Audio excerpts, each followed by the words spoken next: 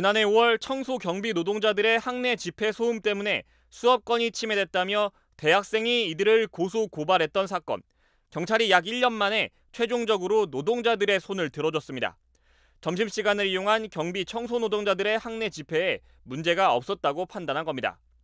서울 서대문경찰서는 최근 민주노총 공공운수노조 연세대 분회 쪽에 집회 및 시위에 관한 법률 위반 혐의에 대해 불송치로 사건을 종결한다는 내용의 수사 결과 통지서를 보냈습니다. 앞서 연세대의 한 학생은 연세대 분회 소속 노동자들의 집회로 수업을 방해받았다며 노조를 업무방해 혐의로 고소했습니다. 미신고 집회란 이유로 집시법 위반 혐의의 고발도 함께 진행했습니다. 경찰은 지난해 12월 노동자들의 집회가 수업을 방해한 것으로 볼 수는 없다며 업무방해죄에 대해선 무혐의 결론을 내렸지만 집시법 위반 혐의에 대해선 유죄 취지로 사건을 검찰에 넘겼습니다. 하지만 검찰은 재수사를 지시했고 경찰 또한 재검토 결과 집시법 위반 혐의에 대해서도 문제가 없다고 판단했습니다. 노동자들의 집회가 점심시간에 40분가량 소규모 인원으로 진행됐던 점 등을 고려해 정당한 쟁의 행위로 판단한 것으로 보입니다. 다만 이번 경찰의 불송치 결정과 무관하게 연세대 재학생 2명이 청소 노동자들을 상대로 제기한 민사소송은 여전히 진행 중입니다. 이들은 수업권을 침해받았다며 노동자들이 638만여 원을 배상해야 한다는 소송을 제기했는데 다음 달 1일 첫 재판이 열릴 예정입니다. 올해로 11년째 연세대학교에서 청소 일을 하고 있는 안희숙 씨. 학생과 교수들이 출근하기 전까지 일을 마치느라 새벽부터 건물 구석구석을 분주히 오갑니다. 아침에 5시간에 와가지고요.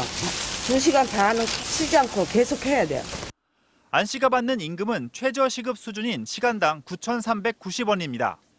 학생들이니까 그냥 즐겁게 내 식구 내 그냥 해가지고 즐겁게 그냥 해요. 일이 힘들어도 즐겁게.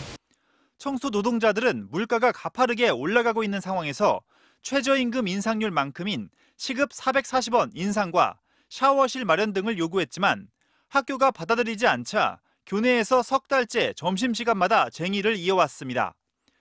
최저임금 1만 원으로.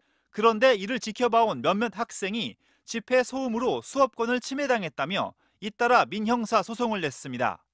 확인할 건 저희는 다 확인하고 갈 생각이에요. 다 볼 거예요. 업무방해나 것도 다 그렇죠? 검토도 해야죠.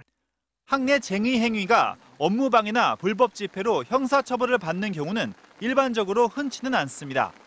모든 게 업무 방해가 되는 게 아니고 수인 한도를 좀 넘어서서 학생들을 괴롭히려는 목적도 있어야 되고. 청소 노동자들로서는 사회적 약자의 노동권 보장 요구에 힘을 보태주던 학생들이 냉혹한 법적 잣대를 들이대는 상황이 당혹스럽기만 합니다.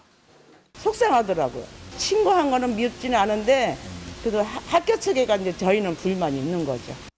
학교 안팎에서 논란이 뜨거워지는 가운데 연세대의 한 교수는 학생들의 소송 제기를 비판하는 강의 계획서를 내는 등 파장이 커지고 있습니다.